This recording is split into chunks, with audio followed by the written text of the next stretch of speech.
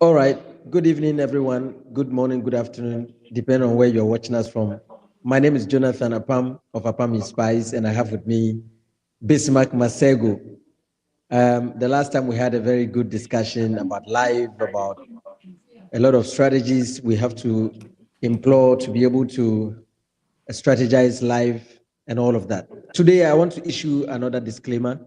We are not here to just say anything at all. We are not here to rubbish the fact that some people can make it in Ghana. We are here to give education on the process of international admissions. Most of the cases, people have to pay some good monies to agents, friends, and foes alike. And at the end of the day, the money goes scot-free. You don't get the admissions and all of that. So Bismarck has gone through the process, and I have brought him here to share with us how he went through, and then we can also emulate from him. So, Mr. Bismarck, thank you very much for joining us again. I'm grateful. It's not a right, it's a privilege. How are you doing? God has been good, my brother. I'm doing very fine. I believe Good. you are doing good too. I'm doing very fine. And I can see already Queen Callen has joined. Thank you very much, our very own. You're welcome. This is your two. Okay, so when you join the live, kindly share, comment your questions, like, so that Facebook can share to other people for them to also join and know that we are live. If you have any question, you can pin it down on the comment section. I will read it for Bismarck to respond. If he has the answers. If he doesn't have, later on we will look for answers for you. What we're going to do today is to discuss everything about traveling and studying abroad as an international student, and then subsequently we organize one-on-one so that we can take you through the practical process on Bismarck's page. Now, Mr. Bismarck, first of all, I just want to ask this simple but maybe tricky question. Is it worth studying abroad? Spending lots of money and studying abroad? Is it worth it? Of course it is. And those who may be watching right now and those who may come and can you imagine somebody was calling me You had a call? from Facebook? Those who are watching now and those who may come and watch later will be able to attest to the fact that they are in Ghana, they are in Nigeria, they are in Cote d'Ivoire, they've been applying for job to work overseas. But one of the difficulties is that employers overseas don't appreciate our curriculum, don't give recognition to our skills that are learned back home. So one of the best things that studying at the international level will do to you is that it makes you competitive and you have access to people who can employ you and pay you good salary, good wages, you have good benefits. That's one of the significance of studying at the international level. Now, the second thing I also want to talk about is that I think we are now living in a global community. So a lot of people are trying to change their place of abode. People want to migrate from Ghana to all parts of the world to have a good living. People want to have access to good healthcare. People are also trying to create opportunities for their children to also have access to high quality education.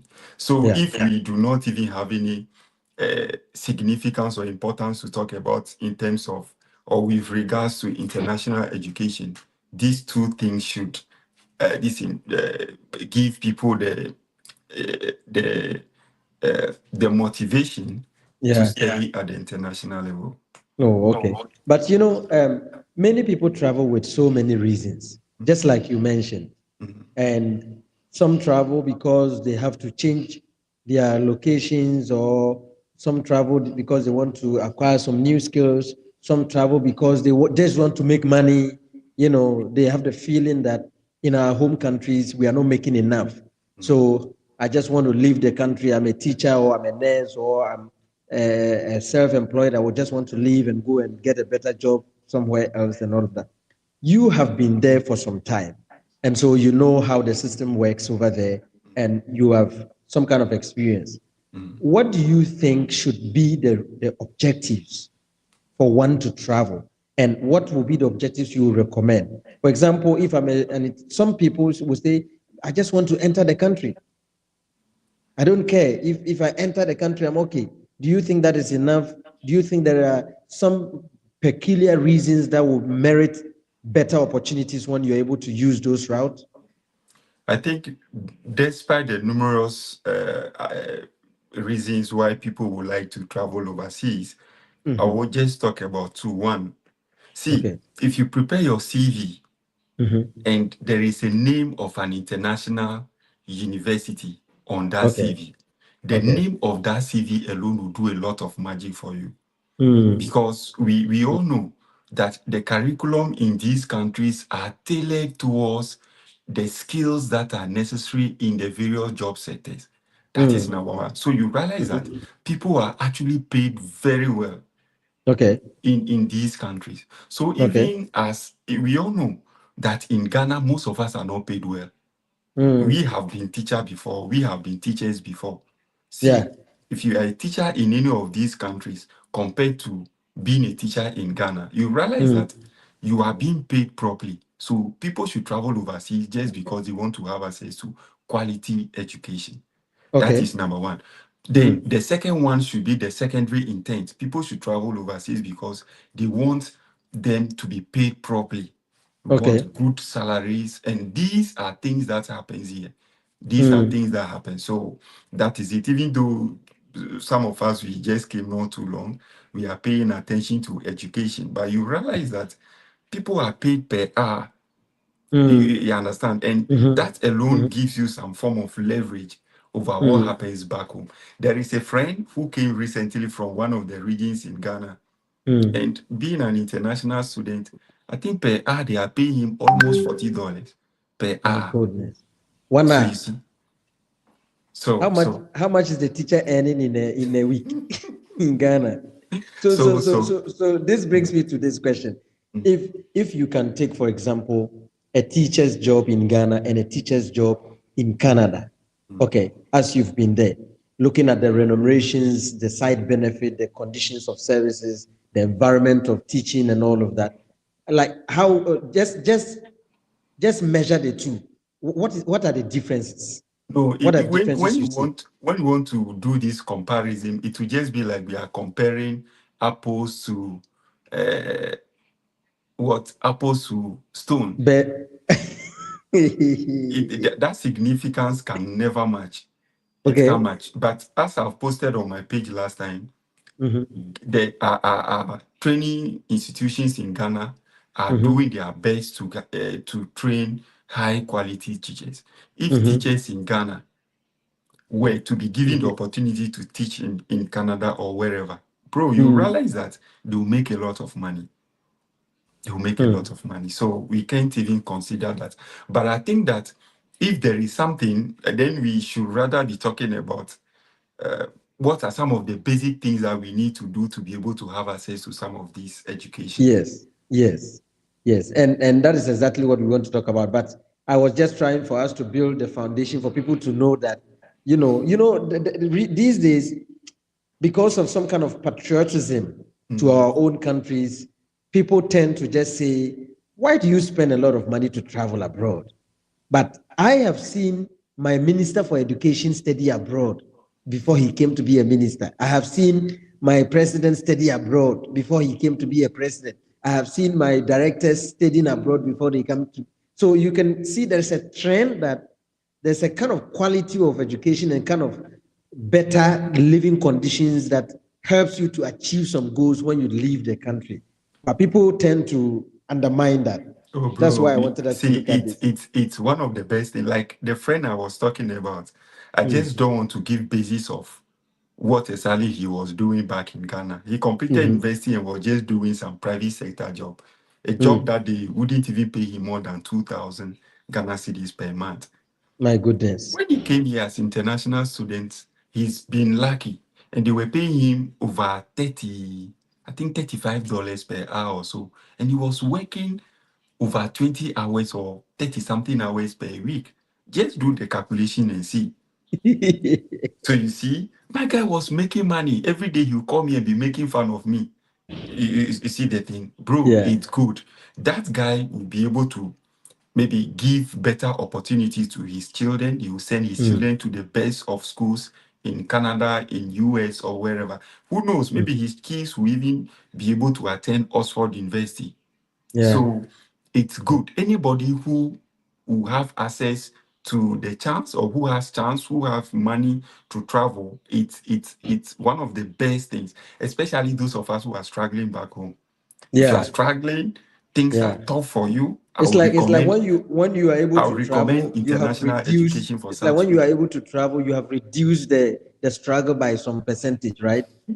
Some good percent. The beginning may be shaky. The Okay. beginning, maybe if you are coming from my background, the beginning may be shaky, but within some few years, if you are able to build up, bro. Okay. I met somebody who is a Ghanaian whose hourly wage is $200 per hour. Just My imagine and goodness. see. My goodness. People are taking 180 and stuff like that. So, bro, Let's see. I want to ask, what will be the prerequisites when you think about I want to travel abroad to okay. study? What are the prerequisite documents that you need to gain or you need to gather to be able to pursue the abroad studies? The prerequisites. Okay, thank you. Let me answer this question in two folds. Okay. The best time people should begin to have the thought of traveling overseas is if you are in SHS 2. You are in SHS 2, or Okay. you have begun SHS 3, preparing to take your WASI examination. That should be the first one. The second one is those who are in level 300 at the university can equally start the preparation to travel overseas. Now, when it comes to the documentation, the first document that I would like to mention that everybody needs to have is your international passport or your traveling passport, because some of the universities will want you to upload that on the portal. So you need your international passport, then you need your transcript. Most of us, we complete university, we don't even go for our transcripts. You need to have your transcripts, you need to have your certificate. Then you need to have your CV. When it comes to this part of the world, they call it resume. So people need to have their resume. Yeah. Now, people should also have access to the researches that they have done. Mostly at the university, college of education, we conduct, or researches are conducted, or at the polytechnics, researches are conducted. You also need to have a soft copy of that. Then, apart from this, you need to have some form of friendship with your professors who taught you at the university, because the professors or the lecturers, they serve as a third-party referee in respect of some of the things that we'll be discussing. So you need to have connection with your professors who serve as a referee, who will be giving you recommendation. You need to have at least 3 professors to do this for you. So these are some of the documentation and some of the preliminary things that we need to do. How before about we English proficiency? Okay, the English proficiency when it comes to Canada, they waive it for everybody traveling from, or international students Have from. I lost Bismarck?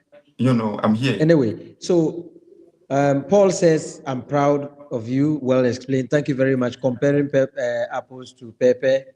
Very educative by Mary Ajalo. Mary, thank you very much for joining. Today I've seen you. Thank you very much for joining.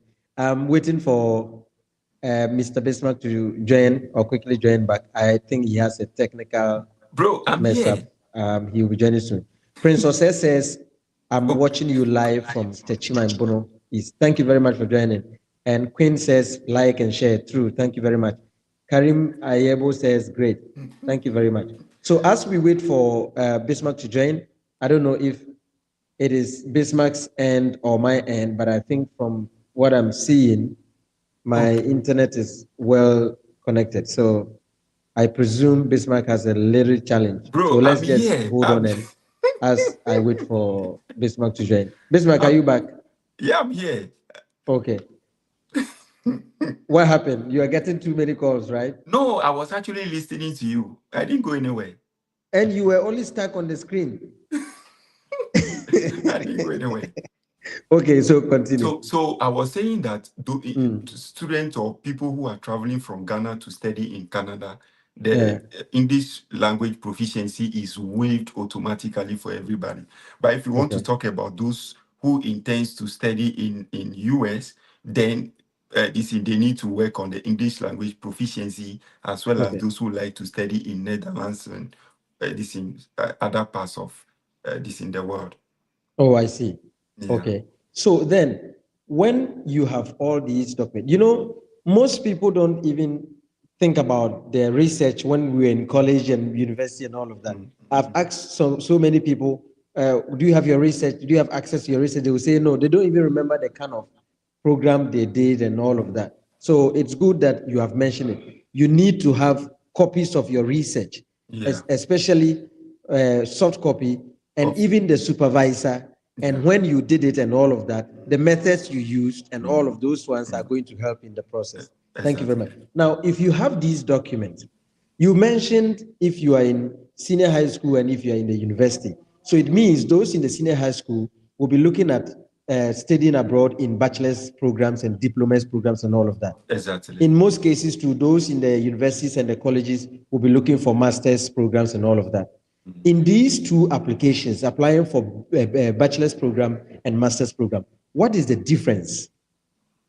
Okay, thank you. So those who are in senior high school, automatically they'll be able to study for their bachelor's program. And we know bachelor's program are 4-year program. Yes. And bachelor's program are entirely course-based programs.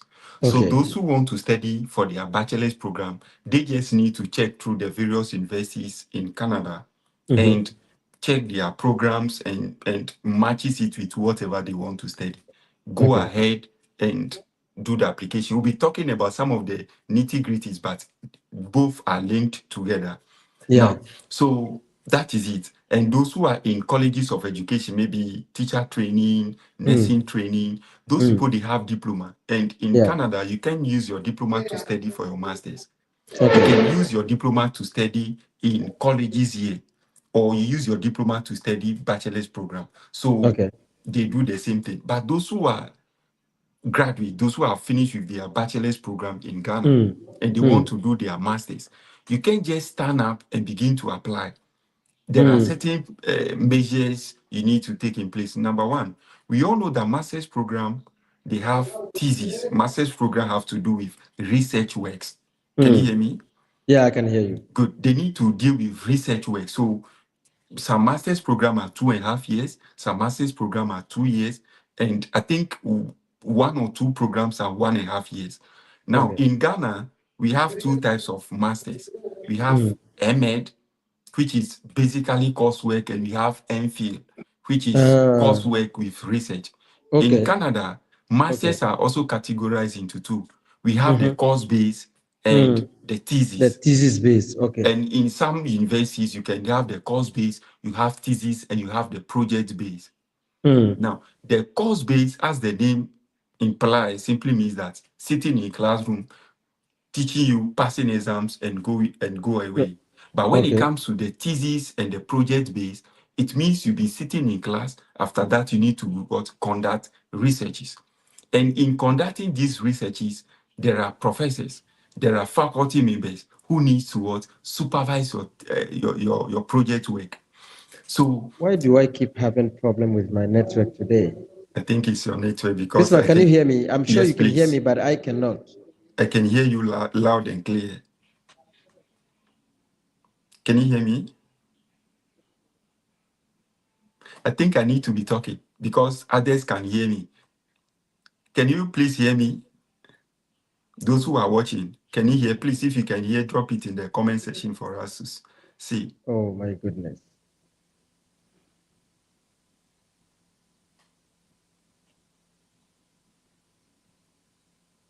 Those who are watching, can you hear me?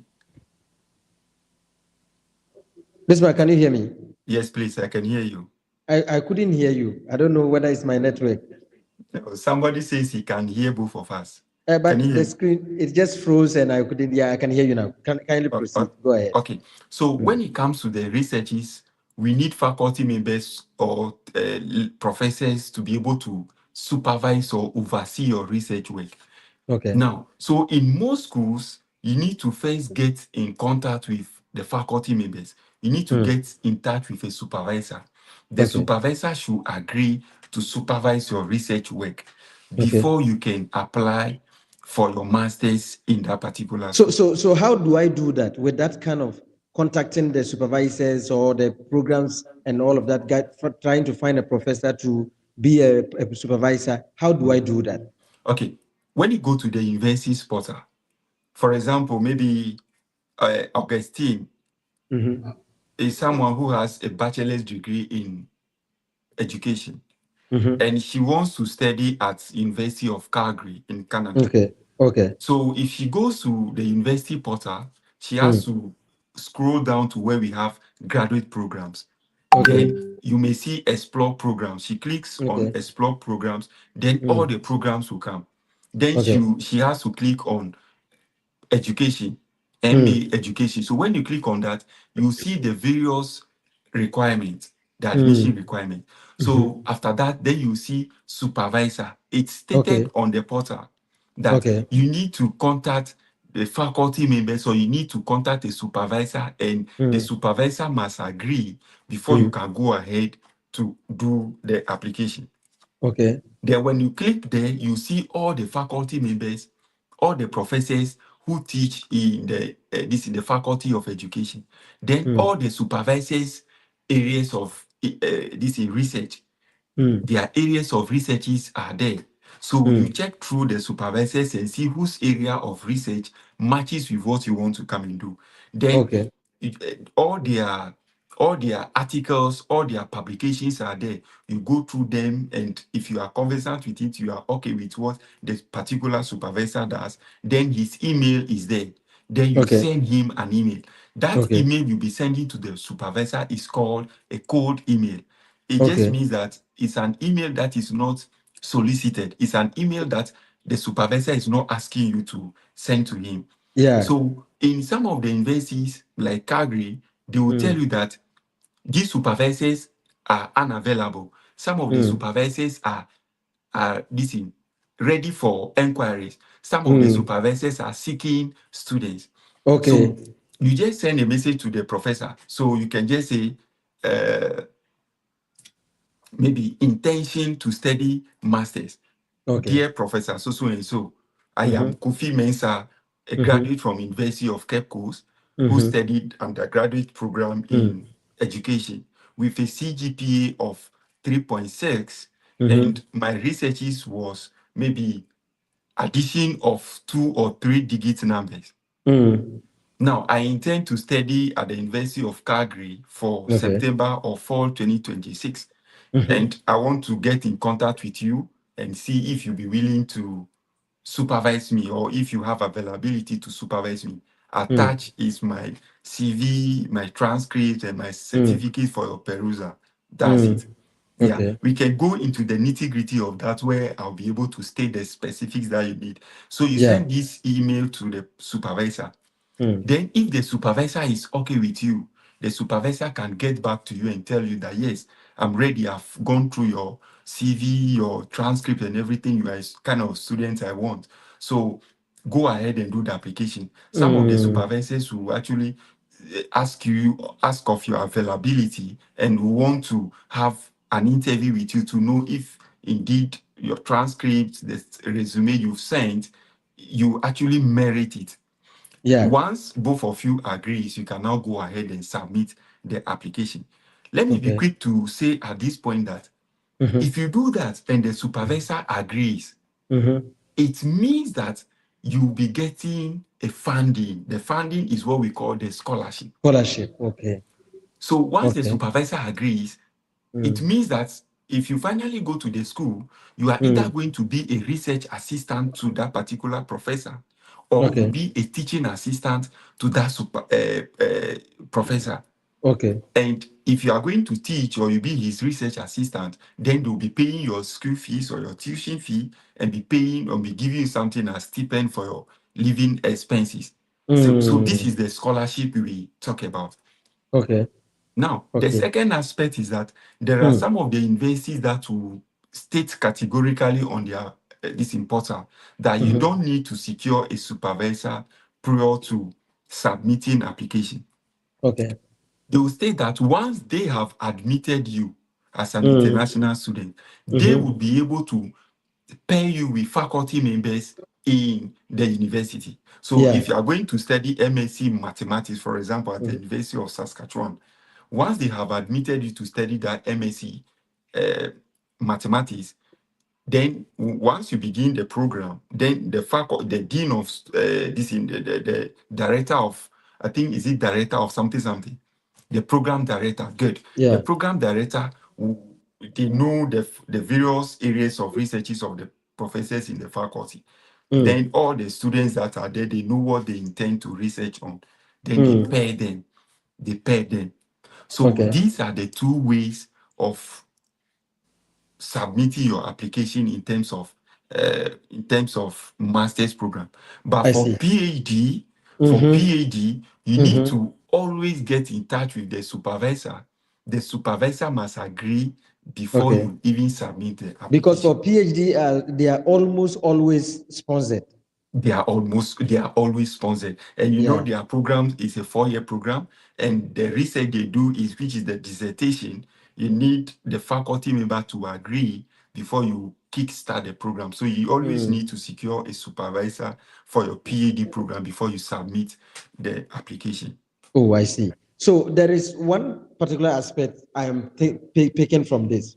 Okay. First of all, you need to get your intent or the reason you want to study, what you want to study, and the outcome you expect from what you want to study, right?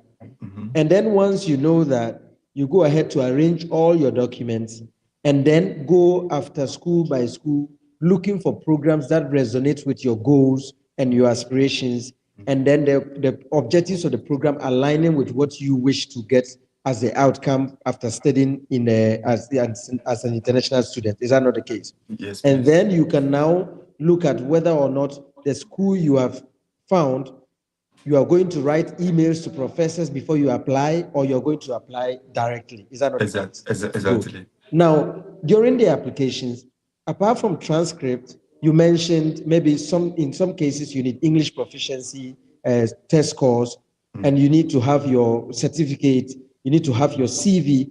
There is something also called personal statement and SOP. Can you touch a bit on that? Okay. Before I touch base on that, you've spoken about what you intend to study.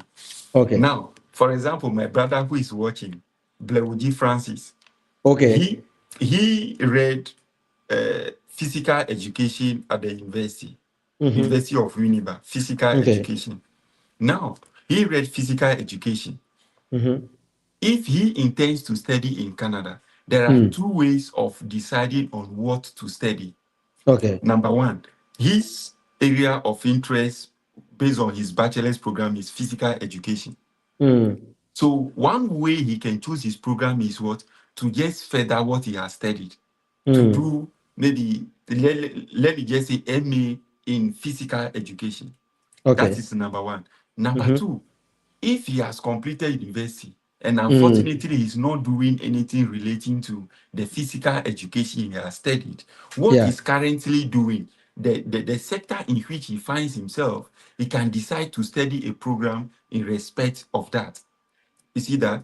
Now, when you go to all the universities' websites, they state the admission requirements. One of the admission requirements you see is that you should be able to complete your bachelor's program and have either a second class upper, second class, or second class lower. Yeah. That second class upper or second class lower is what qualifies you to study in that university. Good. So if you have studied your bachelor's program, you have that academic knowledge is there. You have started working. You are gaining experiences from that regard. Maybe you are project officer house master or house mistress, class so and so. You are doing all those things and you occupy other relevant positions. These are things when we put this thing together. This thing, they are the background upon which you are going to start your master's program. Okay. Have you gotten that? Okay. Good. Okay. That is it. So we are talking about what? The statement of purpose. Yeah.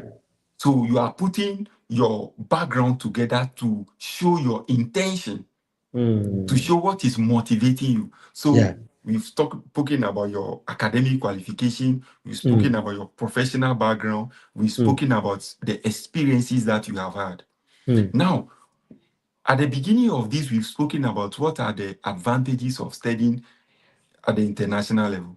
Yes. Maybe somebody wants to be a professor or a lecturer at the university.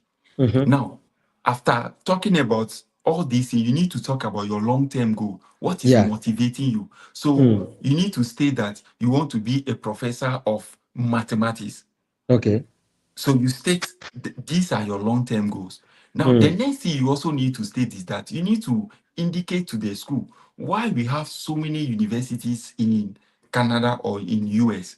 Why you are choosing that particular university. So each university have their mission and their vision, and each program have their description. So you need to look into that and talk about what the skill that you intend to learn from that university. Then you put this thing together, and in some scenarios, you also need to talk about the researches that you intend to conduct, or you intend to conduct in the university. You put these things together, which is refers to the statement of purpose, or this statement of motivation. Okay. So then you submit to the school. Okay, I see. So in effect, the statement of purpose is a summary of your background, your academic background, your professional background, things you did when you were able to study. After studying, what did you use it for? And then now, what is motivating you to study more, not in your country but other country, in other school, in another program? Exactly. What are the reasons, and what do you expect to achieve after your program and all of that? Exactly. Good. So in this case, let's say my wish is to go and stay in US, but the only path is through education. Can I state in my SOP that I want to complete and work in US and or Canada and make some money? Can I state that in my SOP? If one of the question you are asking is in relation to the university. So you can tell the admission committee that you intend to be a lecturer at the international level. Okay. You are not stating categorically that you want to stay in that country, but everybody has their aspirations. So if your aspiration is to be a lecturer at the University of Cape Coast, University of Ghana, you can state it, that you want to come back home and work in academia, in training the future generation. But we all know that their curriculum is already internationally competitive. So you can as well state that you want to be a lecturer at the international level. It doesn't, this will not affect you. But if we're talking about visa interview, I wouldn't be giving this advice. Oh, okay. Okay, I understand. I understand. So when it comes to the application process, some of the responses or the statements that you give, they are going to the school. So you can have a way of coding those statements and all of that. Exactly. Oh, okay. But this looks so messed up. Like it looks like it's a lot of work. Is there a way you could simplify this, like just run through the process easily by yourself? And what I'm picking from this is the way you understand it. I think if you could put it into a book, like an ebook, explain all the steps and all of that and sell it, I think it will make a lot of sense to us, because honestly speaking, the way you have explained it is easier, but it's a lot of work. And most of the people live here would attest to the fact that after this life, when you sit down to do it, then you realize that it's a whole lot of work, right? What are the strategies one should use to make these things simple? Because it looks like it's a lot, and I have to pay somebody who has done it already so that the person does it for me. What are the strategies one can use to make these things simple for themselves? The first strategy is what we were taught in P4. Mm-hmm. In P4, we were taught that the early bird catches the worm. You start early. Okay. You just need to start early. So we are in February. Admission for 2025 is closed in most universities. So people need to begin preparing for 2026, September 2026. The time to start is now. So you can begin sending cold emails to professors.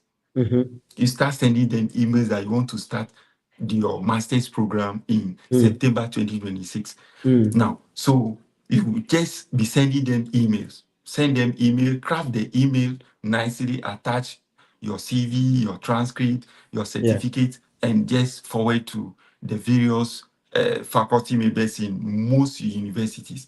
Once you do that and the professor has agreed, then you know that 50% of the work is done. You know your funding is already secured. Then after that, you just need to look for equivalent of $130 or $140 to start the application process. You just go to the website of the university, you see the program, you click it, you review the admission requirement, you see a place they will ask you to click apply. You click apply, you create your account, you fill the forms, then you finally submit it to the university. Email will be sent to you, you have your password, you upload your document, then you'll be monitoring the portal. If they review the application and you meet their requirements, they send you another email congratulating you. They give you admission letter with your scholarship letter. Then you use this with all other documents or things relating to you to apply for your visa. Then congratulations. Then God will say, my son, come and My stay. son, the time has come. Please join. So that is it. Yeah. All right. So now, if you look at the case of many teachers and nurses and all of that, we went to the college to study diploma. Some went to the polytechnic to study HND and all of that, and they look like they were not a direct. They cannot be a direct link to masters. You see, so after that, some have gone to study 2-year program top up, maybe 3-year program top up and all of that. And in the video I did to advertise this meeting, I even did say that you topped up on your diploma with a top up degree in mathematics and all of that.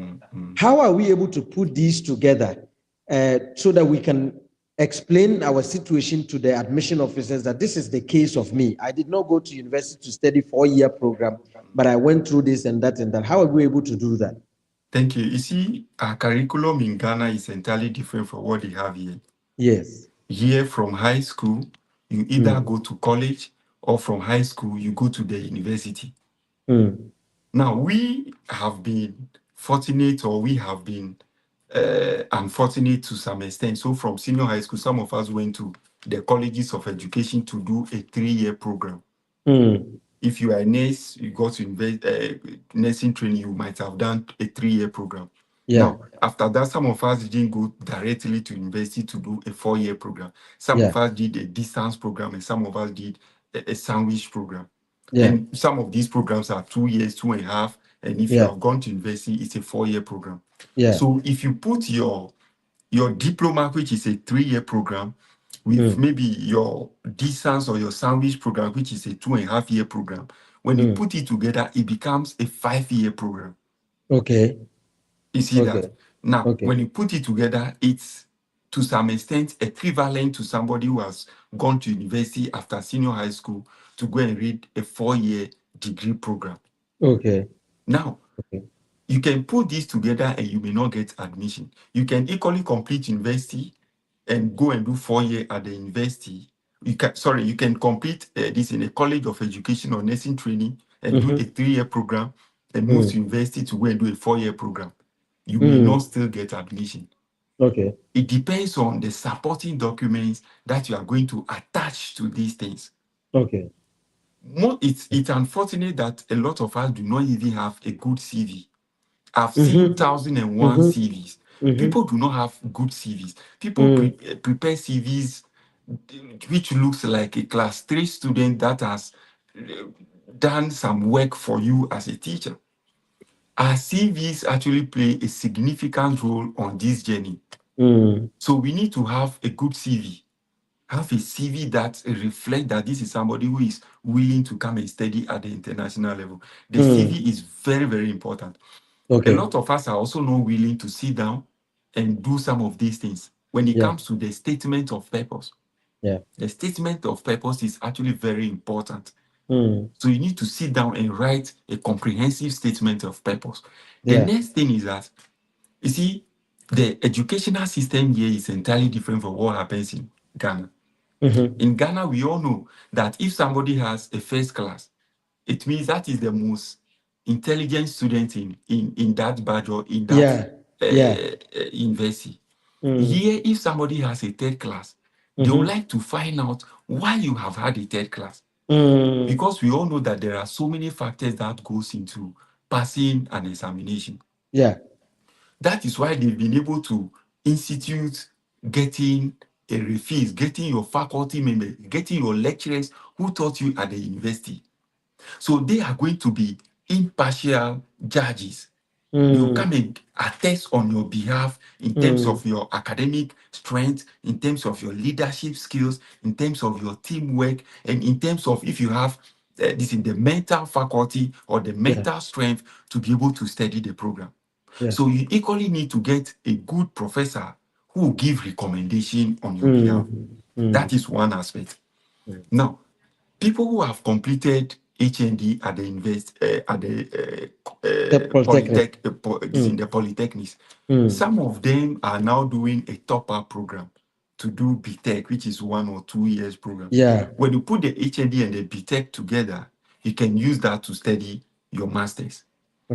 But in US, you can even have your HND and use the HND to study your masters as well. I see. So how is there any official way of you putting these two together, or you just have to use them to apply like that? The college and the like let's say you have a diploma. When you are applying, there is a place you need to fill your academic history. So you fill your diploma maybe from 2015 to 2018.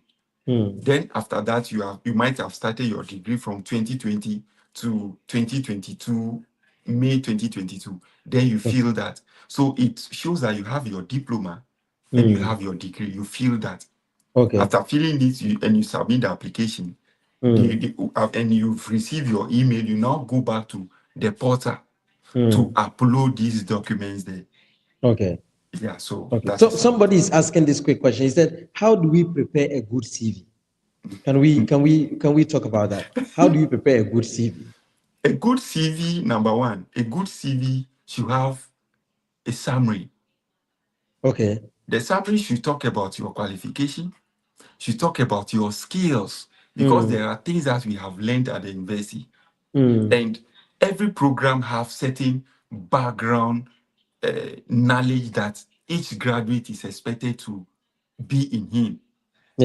If I have completed university in mathematics, I need to have an upper hand in algebra. Calculus, statistics, arithmetic. All these things can be arithmetic. Then maybe after I've completed school, I've been working in a particular organization. I am maybe I'm a unit, or maybe I'm a unit head in that particular organization. What am I doing? Maybe I lead a team. We conduct researches. We attend to people. So if you are somebody who has a skill in this area, you put that skill together. Then you put all these things together to have your summary. Then we now come to your educational background. University, you've studied for 2 or 3 years. This is the research that you have conducted. You indicate your research you've conducted it. You indicate your CGPA over there at the university. If you have completed a teacher training or nursing training, that you state the name of the nursing training, the year you've completed, the CGPA that you have had. Now, then in some jurisdiction or in some instances, you can equally state your research works that you have carried out in these universities in each of the areas. Then the next one, everybody who is in academia supposed to be expressing their opinions, their thoughts on social issues or happenings in the country. So those of you who just use TikTok and Facebook to just lambast people, you see, you need to be making good use of it. Share your ideas so that when you are applying for these things, you can state it. I publish a book. I publish a statement on Joy News. I publish on this network. That is it. Those are the things. You need to state the articles that you have written. The articles that you have written, if you have written any article. And, you see, I'm not cutting you short. Agbanyo Mauto is asking something. He said, I think he should get us a sample of the good and the relevant CV. It's true. It's true. It helps a lot. But you see, this is a limitation. If he gives the template to you, you will be forced to do the same thing. You understand? It's a good question. It's not a bad question at all. I'm not I'm not making fun of the question. But if we give you a template, even though it will help, but it will limit you. It's like they've given you the key to open the door. You will not use another key. But that put aside, after this webinar, Mr. Bismarck is going to organize a 3-day webinar, 3 days, where he will practically do all of these things he's talking about. So just make sure you are following us. Follow him on Facebook. You will see it. Follow me on Facebook. You will see it so that you partake. Please, can you continue? Now, so the social issues that we are expressing our opinions on. Maybe you've written an article that you've published in Daily Graphic. You've published in maybe Ghana Web, this online website. You state all these articles that you have published. You state them. So you state that maybe, like, for example, I've written an article recently. I've written an article on, I've forgotten the topic. I think I've forgotten, but it's on the poor this quality of education in Ghana at the elementary school. I've written an article in that. So I need to state that all the articles I've written. Now, if you and I, we even come together to conduct a research, I need to state that and state the work that I have done. Then after that, then I need to talk about the various, my professional career history, the works that I've done.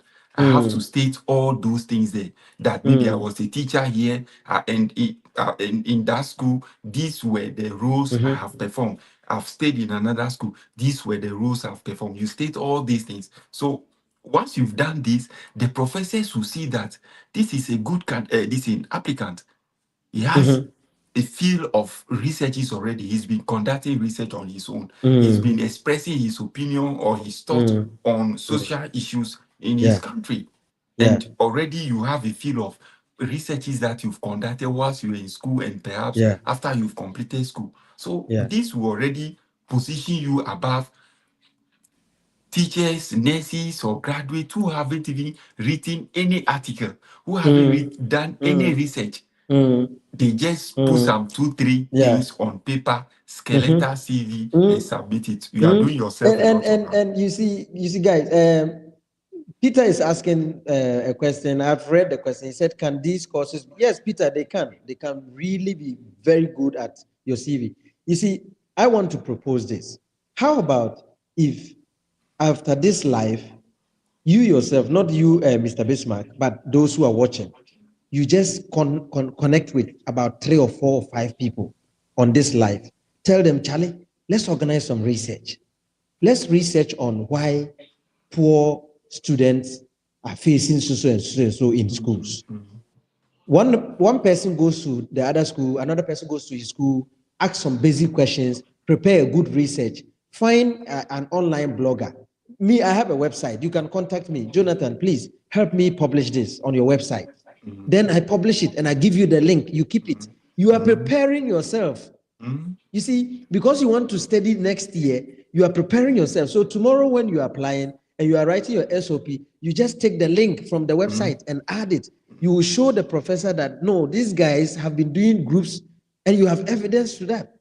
How about if you do this? How about if in your school, one of the weekends, you organize the children, just have a talk with them, take some pictures, and then add it as community engagement. You see, these are the things Mr. Bismarck is talking about, how to build a good CV. Not just to create it, but you have to do. Somebody said, how many pages at most? A CV. It shouldn't be more than 2 pages. Okay.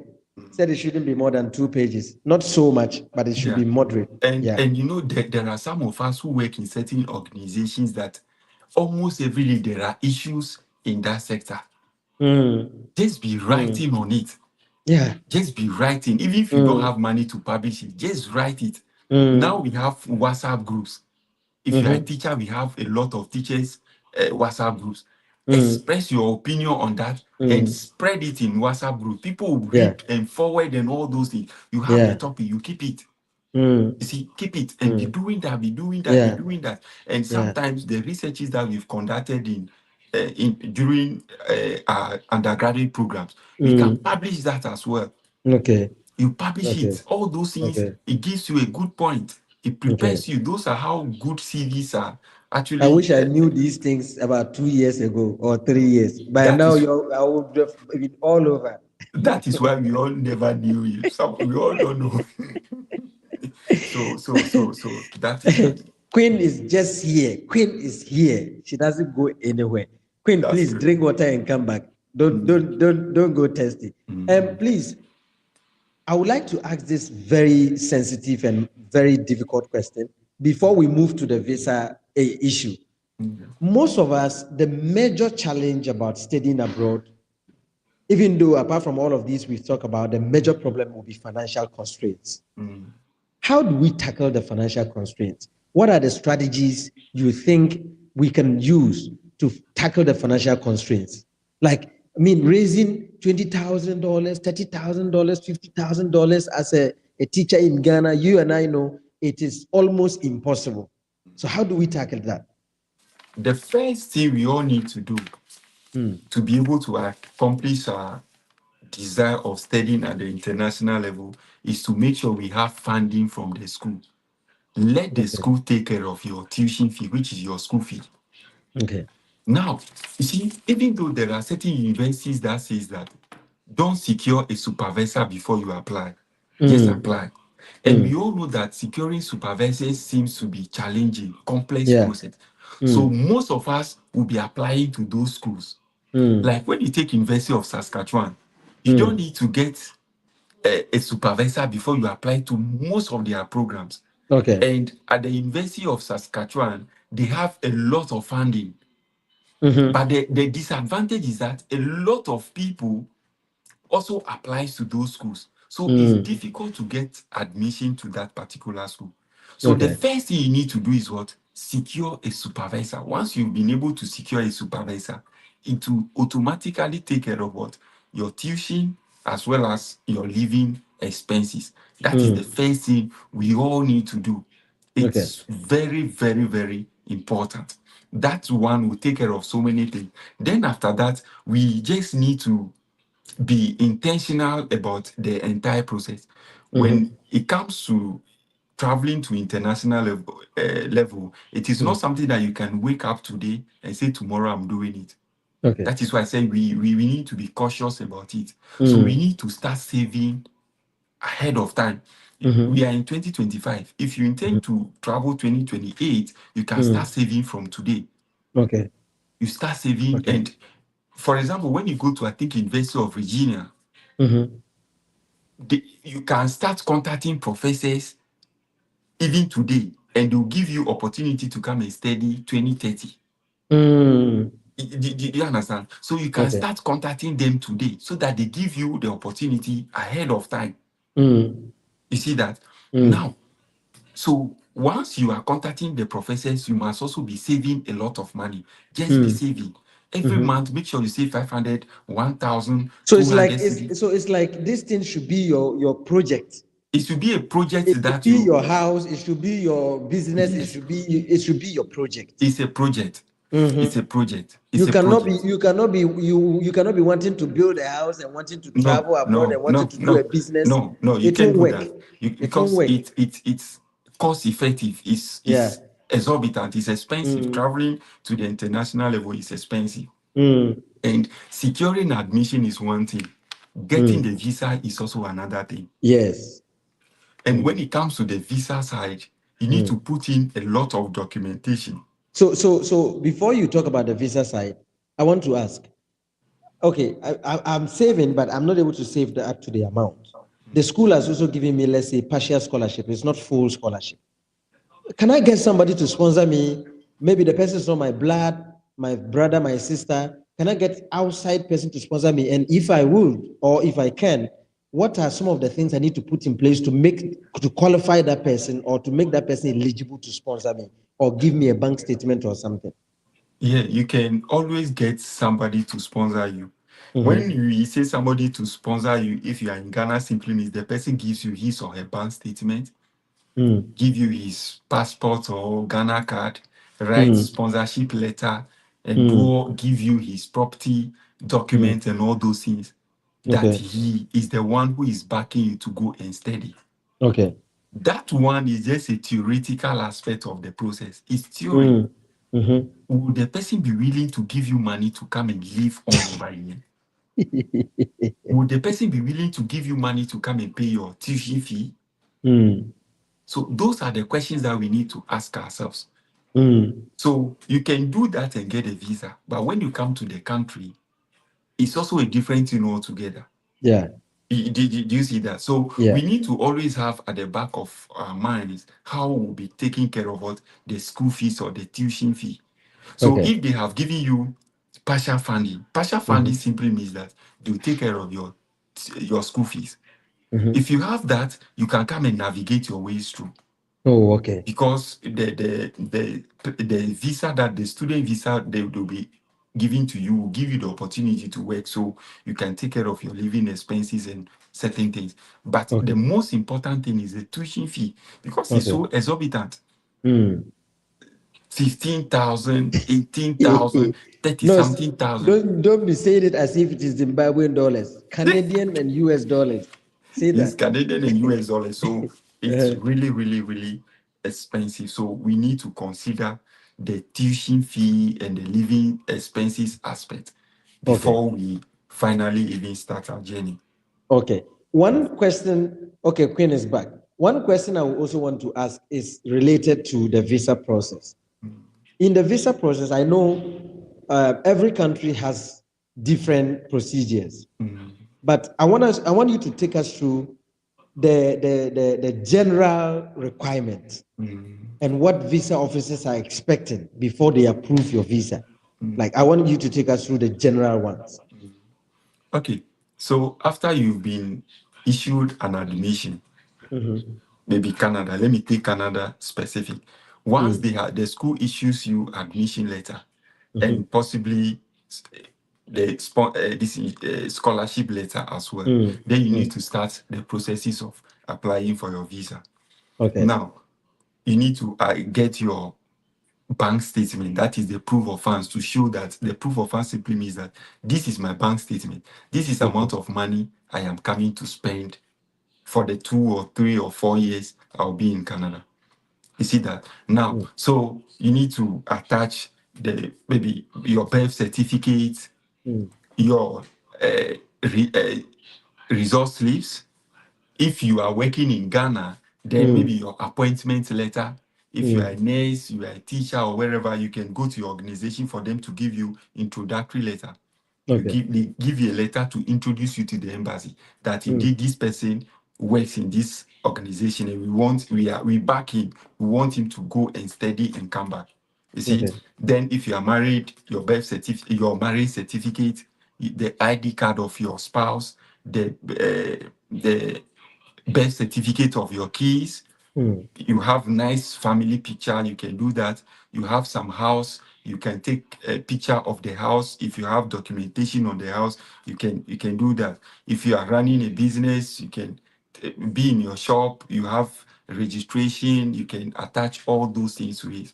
You put all these in together, then you apply for your visa now. Canadian visa is applied online. When you apply, then they will send you some documentation. One of the documents they'll be sending to you is to book for your biometric. So you book and you go to Abeleng Pay. They take you, they take a picture or the scan of your fingerprint, take picture of you. Then you go home and be praying for decision to be made on your application. If they make the decision now, it takes about 11 weeks. Wow. If they make the decision and it's in your favor, then they'll give you another document to go and do your medical. So you go and do the medicals. You do the medicals, and if you pass, then they'll ask you to send your passport to them. Then you send your passport, they stamp it, they stamp the visa into the passport. Then you are good to go. Now, getting admission is one thing.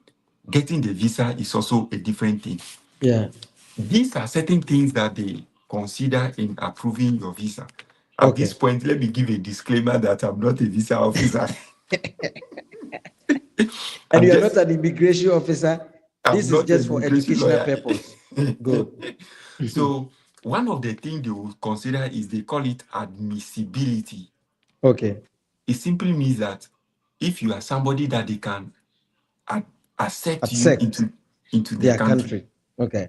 So this one talks about if you are somebody who is criminal, you've done, criminal. I don't want to go into the details. Or you've been convicted. Or you have committed certain acts against certain acts that are against human rights. Yeah. That is why one of the documents you also need to do, you need to go to Ghana police headquarters. Yeah. You go and do, they call it criminal check or police report. And the report will indicate that this is somebody who has never been convicted before. Yeah. So they will check your admissibility. That is number one. Then they will check your proof of funds to see if you have enough money. Okay.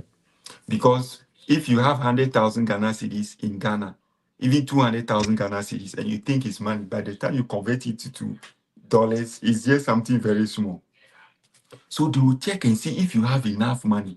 The money you have, they consider it in so many ways. One, they will see that, do you have enough money to come and take care of your living expenses?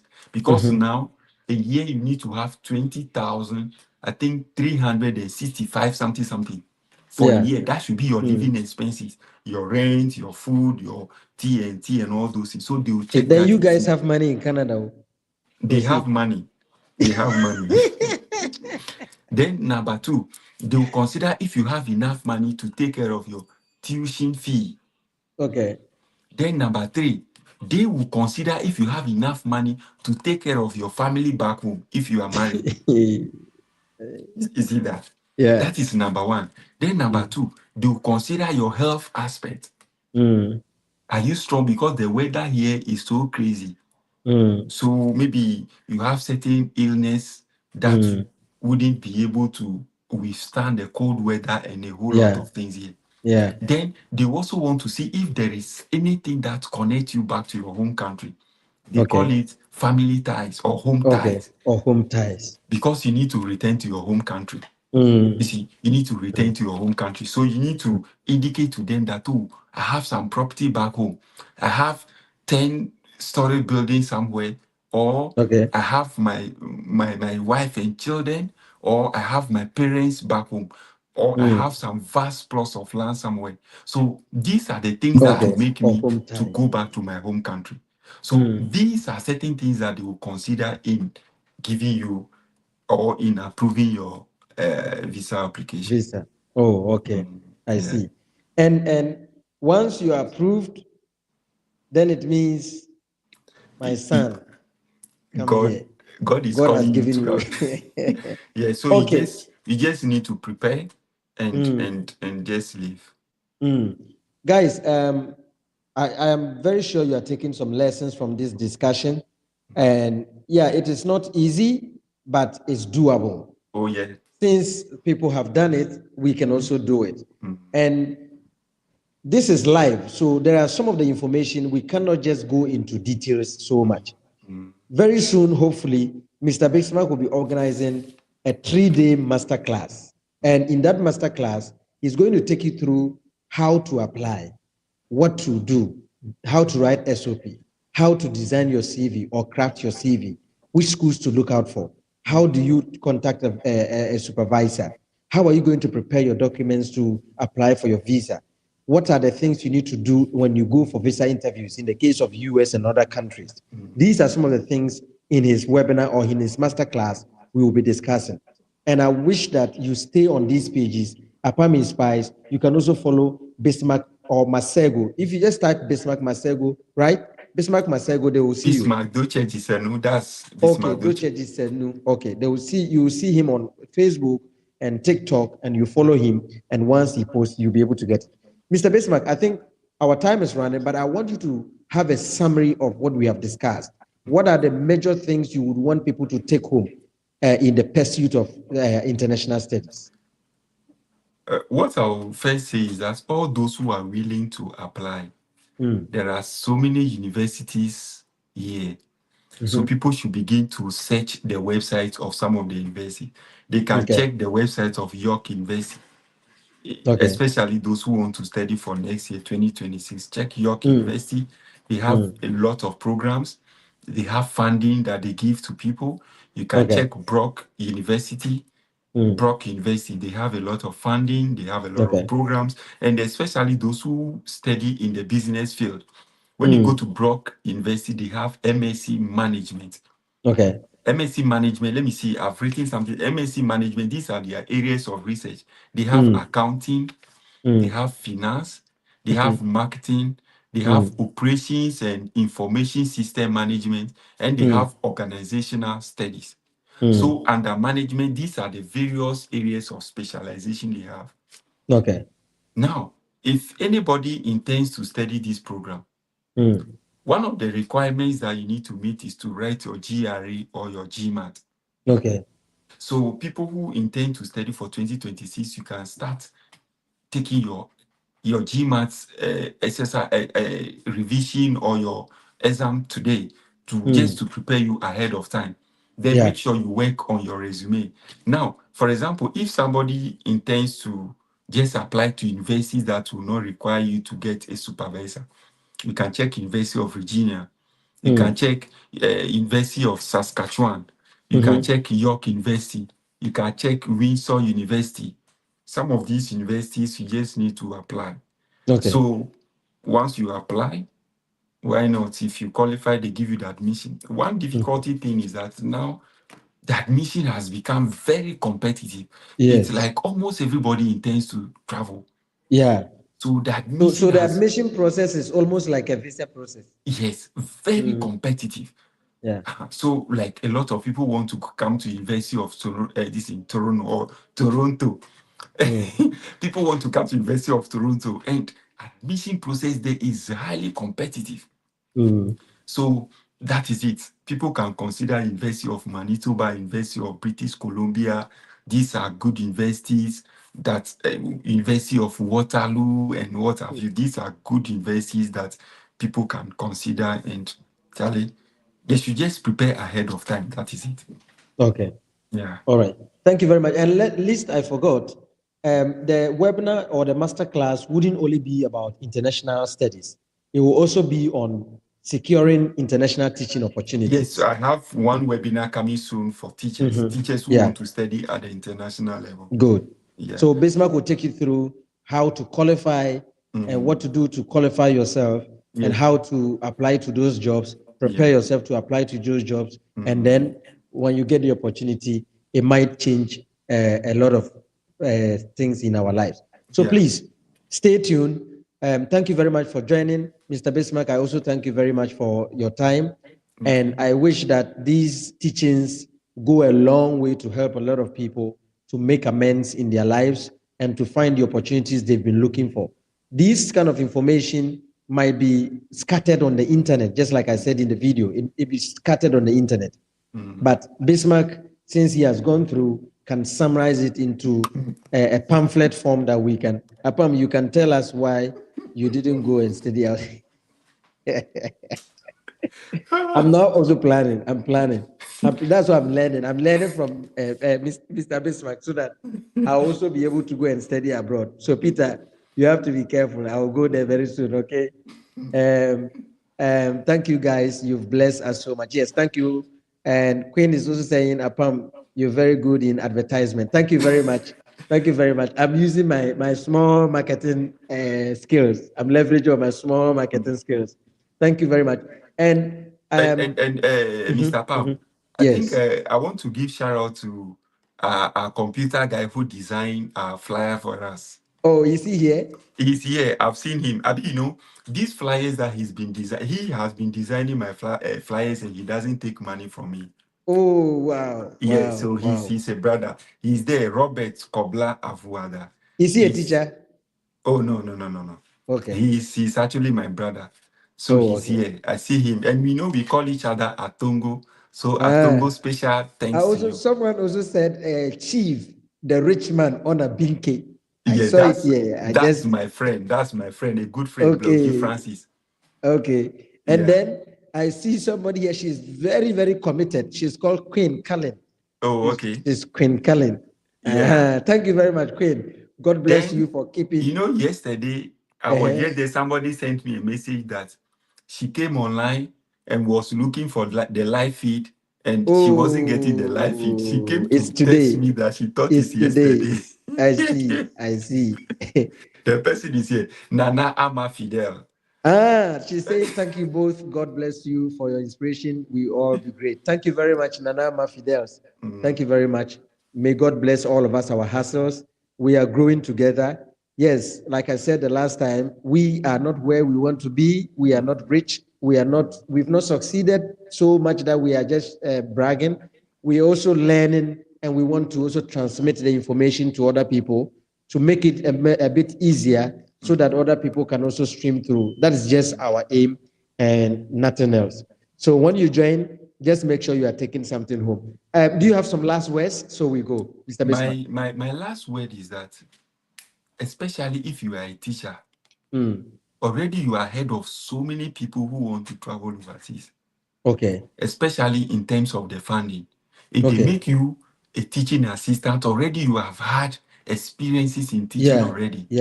That will put you ahead of so many people, and it will even make your professor to like you. If you are a teacher, already you are ahead of those that will be given a research assistant. If you are a teacher, so my colleagues teachers should make use of this opportunity. Once you have completed university, you are somebody who has already positioned yourself. You can do some of these things. So we should just start as soon as possible to be able to meet the deadline. And if God is on our side, we'll be able to secure admission, get our visas, and travel overseas. That's all I have to say. Thank you. All right. Thank you very much. We are signing out, and I think we will meet again very soon when we have more to give you. All of you, good night, good day, good morning. We shall meet again. Bye-bye.